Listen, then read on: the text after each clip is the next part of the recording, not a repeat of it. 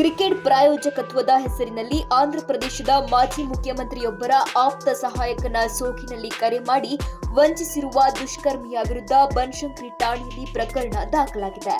ಬನಶಂಕರಿ 2ನೇ ಹಂತದಲ್ಲಿರುವ ಸಂಗೀತ mobile showroom ಮಾಲೀಕರಾಗಿರುವ Rajesh KB ನೀಡಿರುವ ದೂರಿನ ಅನ್ವಯ ಎಫ್ಐಆರ್ ದಾಖಲಿಸಿಕೊಳ್ಳಲಾಗಿದೆ ಎಂದು ಪೊಲೀಸರು ತಿಳಿಸಿದ್ದಾರೆ. 2022ರ ಮೇ ತಿಂಗಳಿನಲ್ಲಿ ತಮಗೆ ಕರೆ ಮಾಡಿ ತಾನು ಕೆ ನಾಗೇಶ್ವರ್ ರೆಡ್ಡಿ ಎಂದು ಪರಿಚಯಿಸಿಕೊಂಡಿದ್ದ. ಬಳಿಕ ಆಂಧ್ರಪ್ರದೇಶದ ಕ್ರಿಕೆಟ್ ಸಂಸ್ಥೆಯಿಂದ ಕ್ರಿಕೆಟ್ ಆಡ್ತಿರುವ ಕ್ರಿಕೆಟಿಗ ರಿಕು ಬೂಯಿಗೆ ಸ್ಪಾನ್ಸರ್ಶಿಪ್ ಅಗತ್ಯವಿದ್ದು, ನೀವು 2 ಕ್ರಿಕೆಟ್ ಕಿಟ್ನ ಮೌಲ್ಯ 10.40 ಲಕ್ಷ ಭರಿಸಿಕೊಡಬೇಕು ಎಂದಿದ್ದ. ಆತನ ಮಾತು ನಂಬಿದ ತಾವು ಮರುದಿನವೇ 2 ಕಂತಿನಲ್ಲಿ 10.40 ಲಕ್ಷ ರವಾನಿಸಿದೆ. ಆನಂತರ ಇನ್ವಾಯ್ಸ್ ಕೊಡುವಂತೆ ಕೇಳಿದಾಗ ಒಂದಲ್ಲ ಒಂದು ಕಾರಣ ನೀಡುತ್ತಾ ಬಂದಿದ್ದ. ಕೊನೆಗೆ ಫೋನ್ ಕರೆಗಳನ್ನು ಸ್ವೀಕರಿಸದೇ ಇದ್ದಾಗ ಅನುಮಾನಗೊಂಡು ಪರಿಶೀಲಿಸಿದಾಗ ಕೆ ನಾಗೇಶ್ವರ್ ರೆಡ್ಡಿ ಮಾಜಿ ಮುಖ್ಯಮಂತ್ರಿ ಅವರ ಹೆಸರನ್ನ ಬಳಸಿಕೊಂಡು ವಂಚಿಸಿರುವುದಾಗಿ ಗೊತ್ತಾಗಿದೆ ಎಂದು ರಾಜೇಶ್ ಕೆಬಿ ತಮ್ಮ ದೂರಿನಲ್ಲಿ ಉಲ್ಲೇಖಿಸಿದ್ದಾರೆ.